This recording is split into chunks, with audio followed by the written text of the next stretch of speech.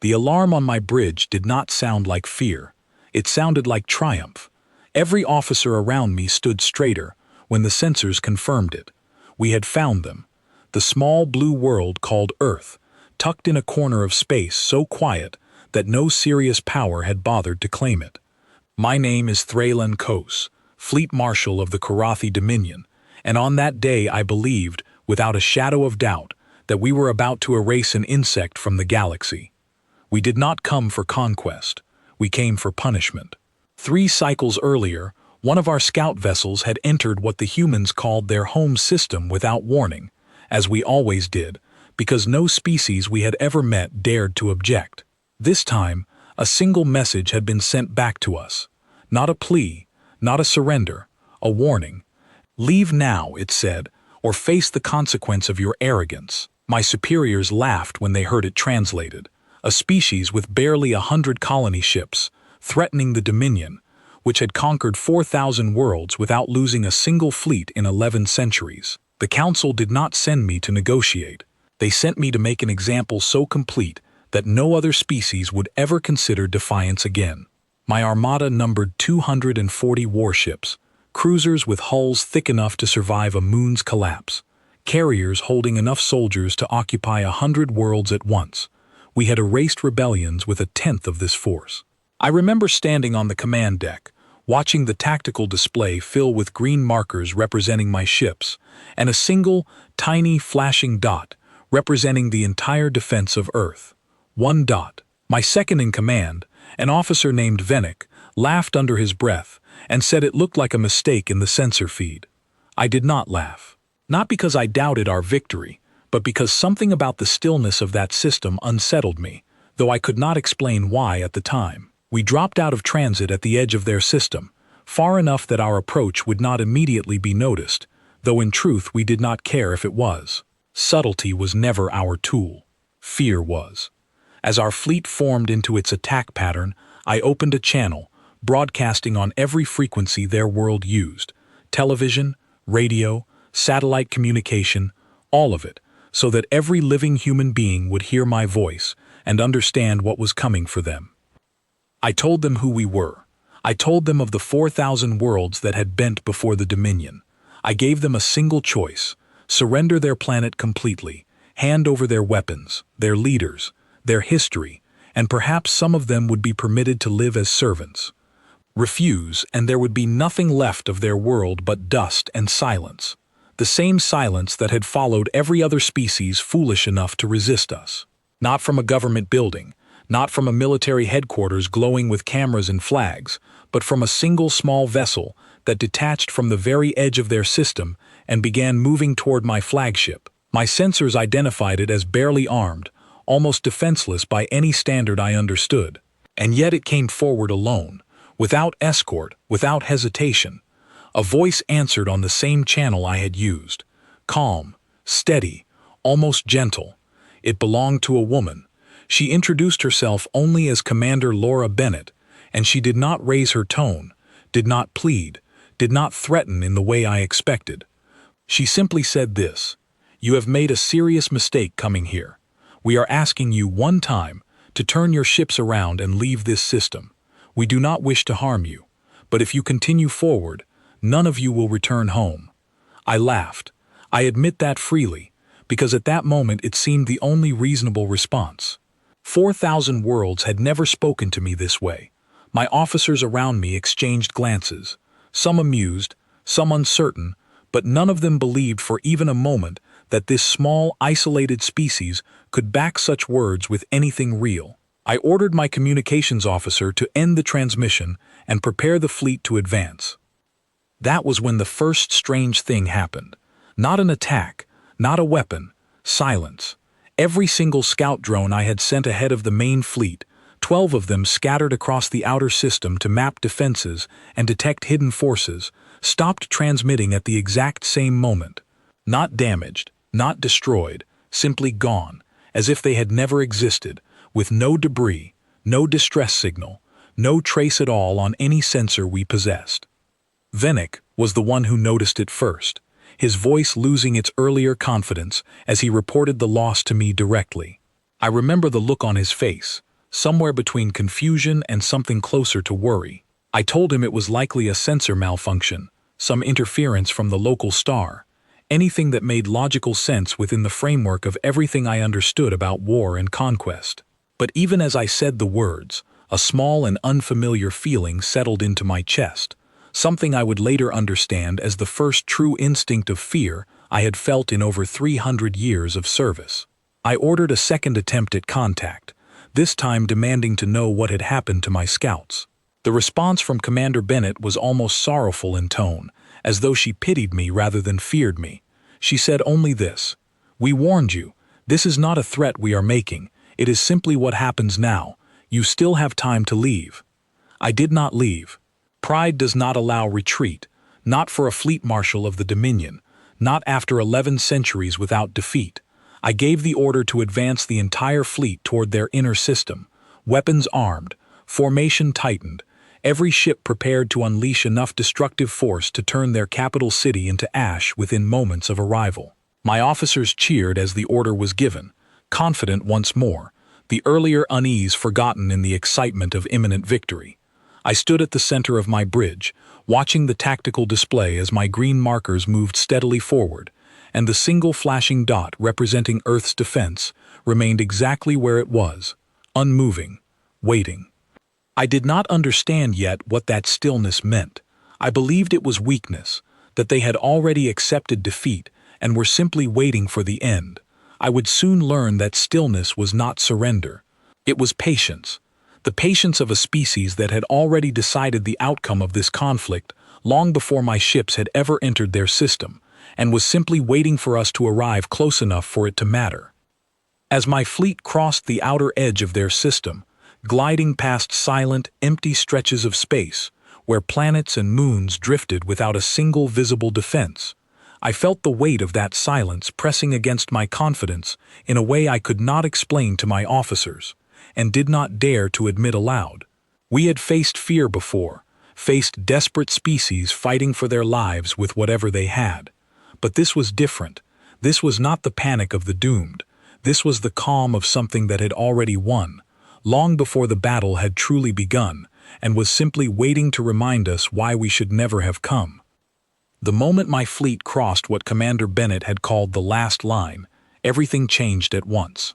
I remember the exact instant, because the tactical display, which had shown clean green formations only a breath before, suddenly filled with errors.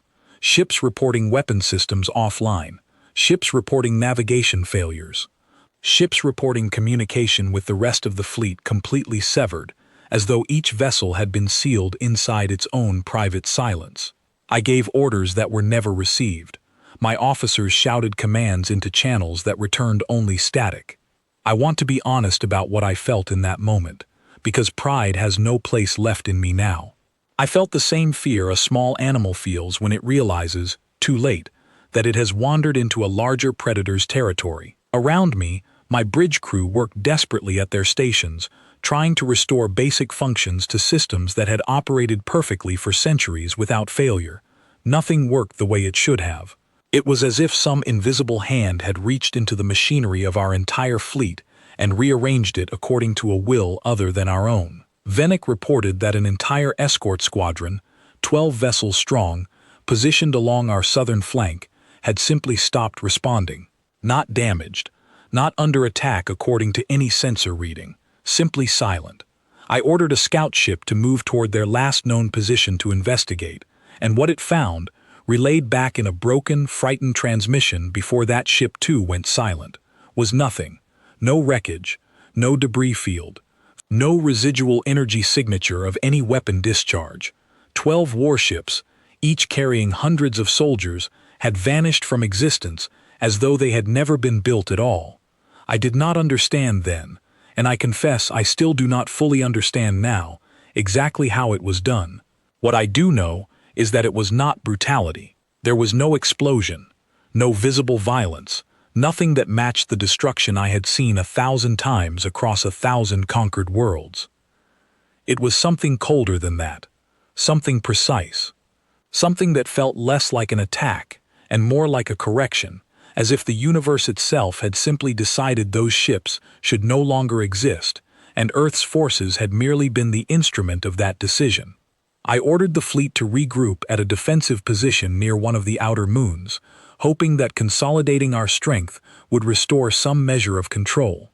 It was during this retreat, and I use that word deliberately because it was the first time in 300 years I had given such an order, that we intercepted a transmission not meant for us. It had been broadcast on a wide frequency, perhaps meant for their own forces, perhaps meant for us to hear. A young voice, a soldier by the sound of it, speaking to what I assumed was a commanding officer. He said only this: "They are still moving forward, sir. Do we proceed with the second phase?" And the reply that came back, calm and measured in a way that chilled me more than any threat could have, was simple: "Not yet. Let them understand first. Let them see what happens when a warning is ignored. Then we finish it." I remember Venick turning to me at that moment, his composure completely gone, asking what kind of species spoke of ending an entire fleet with such calm patience, as though it were nothing more than closing a door. I had no answer for him. In 11 centuries, I had faced desperate defenders, furious resistance fighters, entire civilizations screaming their defiance as we crushed them. I had never faced an enemy that spoke of our destruction the way one might speak of finishing a simple task before the end of a long day. We attempted to retreat further, back toward the edge of the system, hoping to regroup with reinforcements that I knew, with a growing sense of dread, would take far too long to arrive. It was then that we lost our first capital ship, the Dorinal, one of our oldest and most heavily armored cruisers, a vessel that had survived 3 separate planetary rebellions without a single serious injury to its hull. It did not explode. It did not break apart. Its crew simply stopped responding, all at once, and when a rescue team from a nearby vessel attempted to board it, they reported back, in trembling voices I will never forget, that the entire ship was empty, not destroyed, not damaged. Empty, as though every living being aboard had simply ceased to exist between one breath and the next, leaving the vessel itself completely untouched. I ordered all remaining ships to cease independent maneuvers and hold formation around my flagship, believing, foolishly, that concentrated strength would offer some form of protection.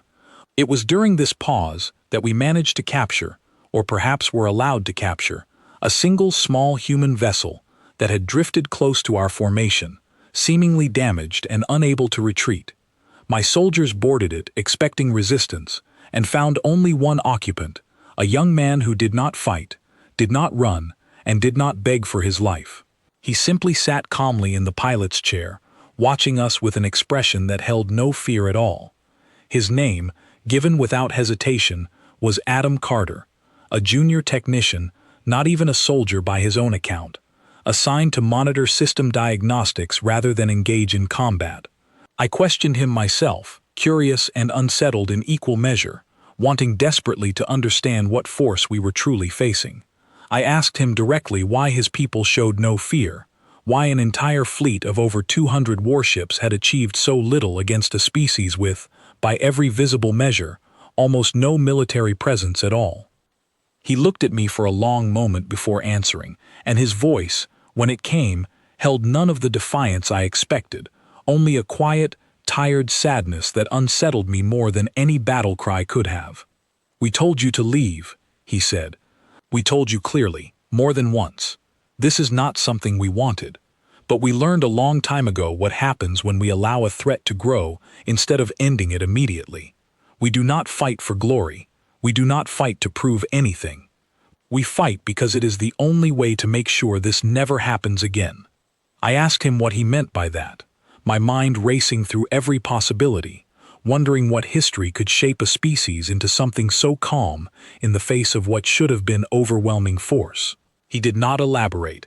He simply looked past me, toward the viewport where the distant shape of Earth hung silently against the stars, and said only this: "You will understand soon enough. Everyone does, eventually, and then it is always too late to matter."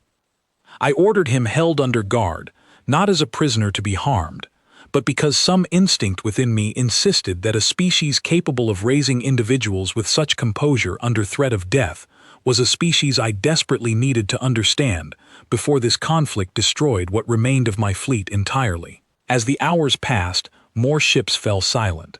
Not through visible combat, not through any weapon discharge my sensors could detect, but through some process that felt less like war and more like an inevitable unraveling, as though our very presence in that system was slowly being corrected out of existence.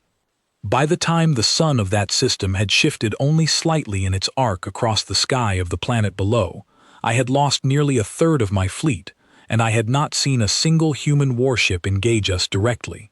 There had been no grand battle, no dramatic clash of opposing forces meeting in open combat. There had only been silence, and loss, and a growing, suffocating certainty that we had walked into something far older and far more dangerous than the council who sent me could ever have imagined. I remember standing alone on my bridge during a brief lull in the chaos, staring at the tactical display where so many green markers had once represented unstoppable strength, now reduced to scattered, uncertain fragments. And for the first time since I had taken command of my first vessel 3 centuries earlier, I understood, with absolute clarity, that we were not the predators in this system. We had never been the predators. We were simply the latest in a very long line of those who had underestimated something that had already decided, long before we arrived, exactly how this would end. What happened next, I have replayed in my mind countless times since, searching for some point where a different decision might have changed the outcome. I have found none. From the moment we crossed that final line Commander Bennett had spoken of, every path led to the same conclusion, and I believe now that she knew this from the very beginning, which is perhaps the most unsettling truth of all. I gave the order to abandon the outer positions entirely and consolidate what remained of my fleet closer to my flagship, hoping that sheer numbers, even diminished, might still overwhelm whatever force was dismantling us so quietly. My remaining officers, those still capable of speech without their voices shaking, argued for a full retreat back through transit space, back to Dominion territory, back to whatever safety our home systems could offer. I refused, not out of confidence any longer, but because I did not yet understand how to retreat from an enemy I could not see, could not target, and could not even properly define. It was during this consolidation that we encountered our first direct engagement with a human vessel, though calling it an engagement feels inaccurate even now. A single ship, smaller than even our lightest scout vessels, appeared on our sensors, moving toward the remains of my formation. My gunnery officers, desperate for any opportunity to strike back after so many silent losses, opened fire immediately, unleashing everything our remaining ships possessed toward that single small target. Every shot missed, not narrowly, not by chance. Every single weapon discharged from 12 separate vessels, firing simultaneously at a target with no visible defensive systems, no shielding technology we could detect, nothing that should have allowed it to survive even a single hit, passed harmlessly around it as though the ship existed in a space slightly separate from our own. I watched this happen with my own eyes through the viewport, unable to comprehend what I was seeing, while my weapons officer repeated over and over that the targeting system showed a perfect lock, a guaranteed hit, and yet nothing struck home. The small vessel did not fire back. It did not need to. As it passed through the heart of my formation, 3 more of my ships fell silent, their crews simply gone in the same way the others had vanished before them, leaving hulls intact and empty, drifting quietly among the wreckage of a battle that had barely begun and already felt lost beyond recovery. I ordered Adam Carter brought before me again, desperate now for any understanding that might help me comprehend the nature of what we faced. He came without resistance, still calm, still carrying that same quiet sadness I had noticed before. I asked him directly this time, demanding to know what weapon, what technology, allowed his people to erase entire crews without a single visible strike. He was silent for a long moment before he answered, and when he did, his words carried a weight I did not expect from someone so young. He told me that centuries earlier, long before his people had ever left their homeworld, they had faced a period of such devastating conflict among themselves that entire cities, entire nations, had been erased in wars that lasted generations.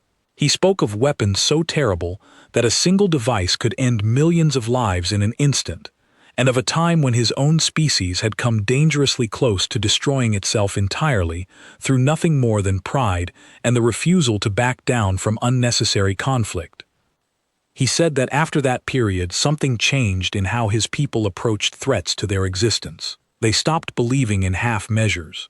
They stopped believing that mercy shown to an aggressor was a virtue rather than a risk to everyone who depended on them for protection. He said his people learned, at a cost too terrible to fully describe, that the only way to guarantee safety for those you were responsible for protecting was to ensure that any threat, once identified as genuine and unwilling to withdraw, was resolved so completely and so decisively that it could never return to threaten them again.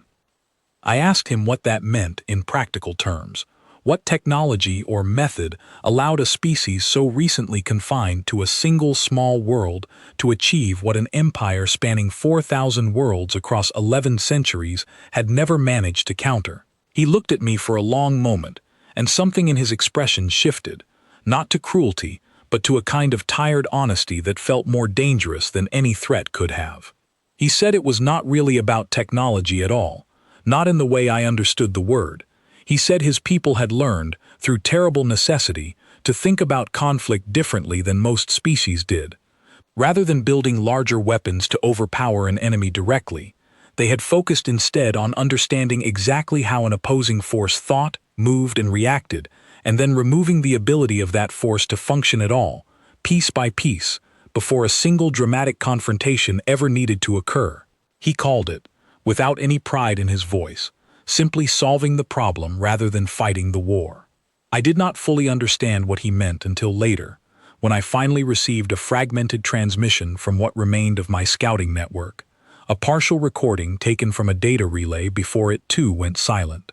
It showed, in broken and incomplete images, human vessels moving with a precision that seemed less like tactical planning and more like a form of calculation, so advanced that every possible response our fleet might make had already been anticipated and countered before we had even considered it ourselves. There was no visible weapon in most of what I saw. There were small vessels moving alongside our larger ships, close enough to interface directly with external systems, disabling defenses, redirecting power, and in some cases, according to the terrified reports of a few surviving officers, using some form of directed energy, so precise that it could remove specific systems or specific individuals without damaging anything else around them. It was not war as I understood it. It was something closer to surgery performed on an unwilling patient who had refused every opportunity to simply walk away before the procedure began.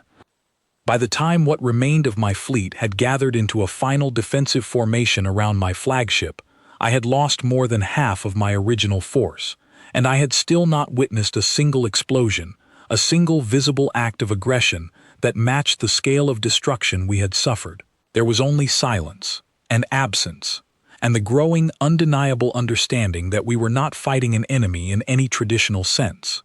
We were being systematically removed from a system that no longer wished to tolerate our presence, with a patience and precision that felt almost merciful in its efficiency, which somehow made it far more frightening than open cruelty ever could have. Then it came to me during this final consolidation, his composure entirely gone, his voice barely steady enough to form words. He asked me directly if I believed we would survive this encounter. I did not answer him immediately, because I did not know how to give an honest response that would not further damage the fragile resolve of the crew still following my orders. Instead, I asked him to open one final channel to Commander Bennett, hoping that some form of negotiation, however unlikely to succeed, might still be possible. When the channel opened, her voice came through exactly as calm and measured as it had been at the very beginning of this encounter, as though nothing that had happened in between had disturbed her in the slightest. I asked her directly what she wanted from us, what terms might end this without further loss on either side. Her answer, when it came, was neither a threat nor a demand for surrender, but something far simpler and far more unsettling in its honesty. She said her people did not want anything from us at all. They did not want our territory, our technology, or our submission. They wanted only to be left alone, to be allowed to exist without the constant threat of species like mine deciding, on a whim, that their world was worth conquering simply because it appeared weak on the surface. She said that every action taken against my fleet since our arrival had been carefully measured, deliberately limited, and entirely avoidable, had we simply listened to the warning given before we crossed into their system. I asked her, my voice barely steady, why she had not simply destroyed us outright from the very beginning, if her people possessed the capability to do so with such apparent ease. Her answer was the one that has stayed with me every day since, replaying in my mind whenever I close my eyes and try to sleep. She said that her people did not take pleasure in destruction, and did not wish to be the kind of civilization that ended lives without giving every possible chance for those lives to choose a different path first. But she said, with a quiet certainty that left no room for doubt, that once that chance had been offered and refused, there would be no further hesitation, and no further mercy extended, because mercy shown to a continuing threat was not kindness at all, but a failure of responsibility toward everyone that threat might harm in the future. I remember sitting in silence after that transmission ended, staring at the tactical display where so little remained of the overwhelming force I had brought into this system with such absolute confidence only hours before. And for the first time, in 3 centuries of service to the Dominion, I understood that we had not encountered a weaker species hiding behind fortunate circumstance. We had encountered something that had already survived its own darkest chapter, had learned every lesson that chapter had to teach, and had built an entire way of existing around the simple, unshakable conviction that survival required absolute clarity about when patience should end and finality should begin. After that conversation with Commander Bennett, something inside my crew shifted in a way I had never witnessed before in 3 centuries of service. Fear had always been present in warfare.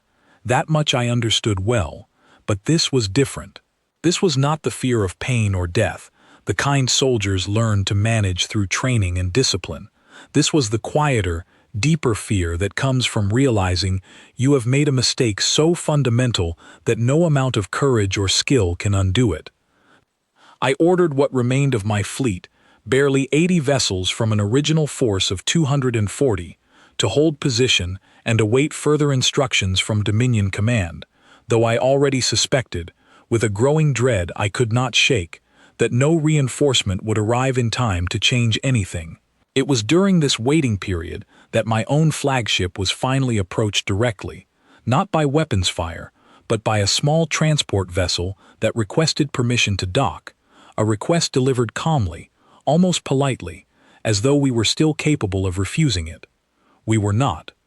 I understood this the moment the request came through, and I gave the order to allow the docking without resistance, partly because I doubted our ability to prevent it regardless of my decision, and partly because some part of me, exhausted by hours of confusion and loss, desperately wanted to finally understand the true nature of what we had encountered. The individuals who came aboard my flagship were not what I expected. I had imagined, foolishly perhaps, that a force capable of such devastating and precise capability would present itself with intimidation, with visible strength meant to overwhelm and demoralize. Instead, 4 humans entered my bridge with quiet efficiency, moving without haste, without aggression, and without a single word of threat directed toward myself or my remaining crew. Their leader introduced herself as Colonel Grace Turner, and she carried herself with the same calm certainty I had heard in Commander Bennett's voice throughout our earlier exchanges. She did not raise a weapon toward me, though I noticed the quiet confidence with which her small team moved through my ship, disabling systems with practiced ease, securing my remaining crew without a single instance of unnecessary harm, and doing so with an efficiency that made clear this was not their first time performing such an action. I asked her directly, once my ship had been fully secured and my remaining officers gathered under quiet guard, why her people had chosen restraint rather than simply finishing what had already begun so effectively throughout the rest of the system. She looked at me for a long moment before answering, and her response carried none of the triumph I might have expected from a victor addressing a defeated enemy. She told me that her people had made a choice, generations earlier, following the darkest period of their own history, that they would never become the kind of civilization that took satisfaction in ending lives, even the lives of those who had come to harm them. She said this choice was not born from weakness, but from hard experience, from having once been a species so wounded by internal conflict that they very nearly ceased to exist entirely before finally learning to value restraint alongside strength. She explained, with a patience that felt almost like teaching rather than interrogation, that her people had developed their capabilities not to conquer, but specifically to ensure that no outside threat could ever force them back into the kind of desperate, all-consuming conflict that had once nearly destroyed them from within. Every system, every method, every quiet and precise capability I had witnessed throughout this encounter existed for exactly one purpose: to end a threat as quickly, as completely, and with as little unnecessary suffering as possible, because her people understood better than most the terrible cost of conflicts allowed to drag on without clear resolution. I asked her what would happen to myself and my surviving crew, expecting an answer that would confirm my growing suspicion that we were now facing the same fate as those ships that had vanished so completely earlier in the encounter. Her answer surprised me more than almost anything else I had witnessed since arriving in this system. She said that we would be returned, alive and largely unharmed, to Dominion territory, carrying with us a full account of everything that had happened here. I did not understand this decision immediately, and I told her so directly, questioning why a civilization capable of ending our entire fleet so thoroughly would choose to show mercy to those responsible for the aggression in the first place. She explained, with the same quiet patience she had shown throughout our conversation, that her people had learned something important from their own difficult history, that fear spread through direct experience was far more effective at preventing future conflict than fear spread through rumor or exaggeration. She said that if we simply vanished, as so many of our vessels already had, the Dominion Council would likely dismiss the loss as an unfortunate accident, an unexplained anomaly, and would eventually send another fleet, perhaps larger, perhaps more determined, believing that whatever had happened here was simply misfortune rather than genuine capability. But if I returned, if I stood before my own council and gave a full and honest account of everything I had witnessed, the truth of what had happened would carry far more weight than any rumor or second-hand report ever could. I asked her, my voice barely steady, what she believed that truth to be, wanting to understand exactly what message she intended for me to carry back across the vast distance separating our two civilizations. She was quiet for a long moment, considering her words carefully before finally speaking again, and what she said has remained with me every day since that moment. She told me to tell my council that her people did not wish for conflict, did not seek expansion, and held no desire to threaten any other civilization that chose to leave them in peace. But she said, with absolute and unwavering certainty, that any force choosing to threaten their world, their people, or their right to exist without constant fear of invasion would find that the calm and measured response we had witnessed throughout this encounter was not the full extent of their capability, but merely the smallest and most restrained fraction of what they were truly capable of, should circumstances ever require a different kind of response.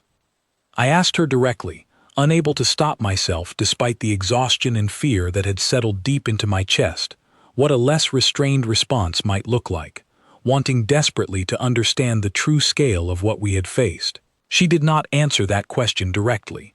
Instead, she simply looked at me with an expression that held no cruelty, no anger, only a quiet and terrible certainty, and said that she sincerely hoped neither I nor anyone else would ever have reason to find out.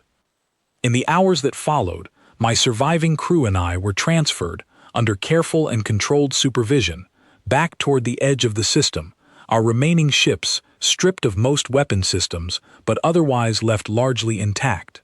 I remember looking back one final time at the small blue world we had come to conquer, watching it grow smaller and more distant as our damaged vessels prepared for the long journey home, and understanding, with absolute clarity, that we had encountered something the Dominion had never truly faced before in 11 centuries of expansion. We had encountered a species that had already survived the worst that existence could offer, a species that had built its entire civilization around the hard lessons learned from nearly destroying itself, and had emerged from that experience with both the capability and the discipline to ensure that no external threat would ever be allowed to push them back toward that same darkness again. I understood, as our ships finally crossed into transit space, and the light of that small yellow star disappeared behind us, that whatever report I gave to my council upon our return would either be believed and heeded, sparing countless future lives from the fate my own fleet had so narrowly avoided, or dismissed as exaggeration born from defeat, dooming another fleet to discover the same terrible truth I now carried with me across the emptiness between our two worlds. The journey back to Dominion territory took nearly 3 months, and I spent almost every waking hour of that time replaying every moment of our encounter, searching for details I might have missed, trying to prepare myself for the report I knew I would eventually have to give before a council that had never once, in its long history, been forced to listen to an account of complete and total failure. My surviving officers, those who had endured the same silence and loss I had witnessed firsthand, spoke rarely during that journey, and when they did, their words carried a weight and seriousness I had never heard from Dominion officers before. When we finally arrived before the full council, I stood alone in the great chamber where every major decision affecting 4,000 worlds had been made across 11 centuries, and I gave my report exactly as I had witnessed it, without exaggeration and without diminishing a single detail, no matter how difficult those details were to speak aloud. I described the silence that had swallowed our scout vessels. I described the empty ships, crews vanished without a single trace of violence or struggle. I described Colonel Turner's quiet certainty, and the terrible restraint she had shown in choosing to spare myself and my remaining crew rather than ending us as completely as so many of our vessels had already been ended. The council's reaction was exactly what I had feared it might be. Many of the senior members dismissed my account as the exaggerated fear of a commander who had simply failed through poor tactical decisions, unwilling or unable to accept that a species so recently confined to a single world could achieve what an empire of our scale had never managed to counter in over 1,000 years of expansion. I argued as forcefully as I could, describing in careful detail everything I had witnessed, but pride, I have come to understand, is a difficult thing to overcome, especially among those who have never personally faced the kind of humbling defeat my fleet had suffered. It was several months later, long after my own report had been filed away and largely dismissed by those who preferred comfortable disbelief to uncomfortable truth, that a second fleet was assembled, smaller than my own, but still substantial, under the command of a younger and more ambitious officer eager to prove that my failure had been a matter of poor leadership rather than genuine incapability. I argued against this decision with everything I had, warning the council directly that sending another force would only confirm exactly what Colonel Turner had predicted, that dismissing the truth in favor of comfortable pride would lead only to further, unnecessary loss.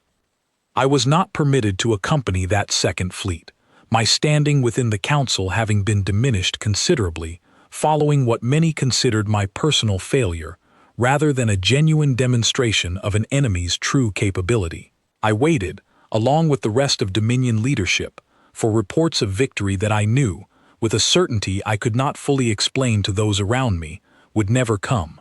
When the silence stretched on for weeks longer than any previous campaign in Dominion history, even the most confident members of the council began to show the first signs of the same fear I had carried with me since that first encounter.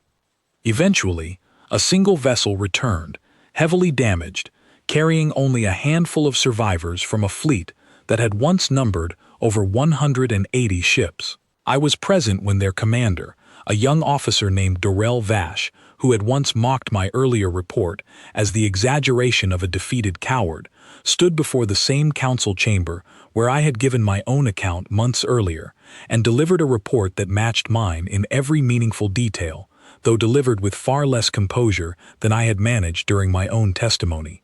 He described the same eerie silence, the same vanished ships, the same calm, patient voices offering warning after warning before any true consequence began. He described with visible distress that no member of the council could easily dismiss this time, watching an entire squadron of his fleet's most advanced vessels disappear within moments, without a single visible weapon discharge, without a single explosion, simply gone in a manner that defied every principle of warfare the Dominion had built its dominance upon for 11 centuries.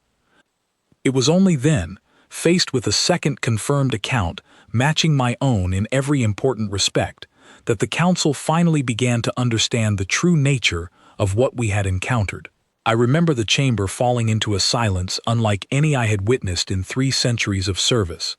As senior members who had built their entire understanding of galactic power around Dominion supremacy finally confronted the possibility that somewhere in the vast emptiness of space, a small and quiet world had achieved something none of us had ever imagined possible. In the years that followed, the Dominion made no further attempts to approach that small blue world, and word of what had happened there spread slowly across every territory under our control, carried not through official reports, which remained carefully restricted, but through the quiet conversations of soldiers and officers who understood, better than any council member ever could, exactly what kind of danger true restraint could represent when paired with genuine capability. I think often of my final conversation with Colonel Turner, standing on the bridge of my own defeated flagship, surrounded by the quiet efficiency of a species that had chosen mercy not as weakness, but as a deliberate demonstration of confidence so complete that it required no further proof through unnecessary destruction. I think of her words, warning me that what we had witnessed represented only the smallest and most restrained fraction of her people's true capability, and I understand now, with a clarity that has only deepened with time, exactly what she meant by that warning. We had encountered a species that did not seek glory in conquest, did not measure its strength through the size of empires conquered or worlds subjugated, but instead measured its strength through the simple, unshakable certainty that any threat to its existence would be met with a response so complete, so precise, and so utterly final that no further conflict would ever be necessary. They had learned this lesson through a history far darker than anything most species in the galaxy had ever experienced, and they had emerged from that darkness with a discipline and clarity of purpose that made them, in every sense that truly mattered, invincible. I no longer hold my former rank within the Dominion, though I remain alive, which is more than I can say for many of those who once served alongside me on that fateful mission. I spend my remaining years now advising younger officers, warning them of what I witnessed firsthand, hoping desperately that my account, and the account of Commander Vash who followed after me, will be enough to ensure that no third fleet is ever sent toward that quiet, patient world. Because I understand now, with a certainty that has never once wavered since that day, exactly what Colonel Turner meant when she spoke of hoping I would never discover the true extent of her people's capability. Some species conquer because they believe strength alone determines their right to claim what they desire. But there exists, somewhere in the vast quiet of space, a small and unassuming world that learned long ago the difference between strength used for conquest and strength held in reserve, waiting patiently, and used only when every other possibility had been offered and refused. That is the truth I carry with me now, the truth I share with every officer who will listen, the truth that has replaced the pride and confidence I once held so completely before that mission. We were told they were primitive. We were told they were weak, isolated, and insignificant, a small blue world unworthy of serious concern from an empire that had conquered 4,000 others without ever once being forced to question its own supremacy. We were wrong, and now, quietly, carefully, across every world still under Dominion control, a new understanding has begun to spread among those who witnessed or survived that encounter. An understanding that has become, in the years since, something close to an unspoken law among those who value their own survival above pointless pride. Never challenge the ones who show restraint, not because they lack the power to destroy you completely, but because they have already decided, with absolute and terrible clarity, exactly how far that power extends should you ever force them to use it fully. For those who ignore that quiet warning, only silence follows, and after that silence, only death.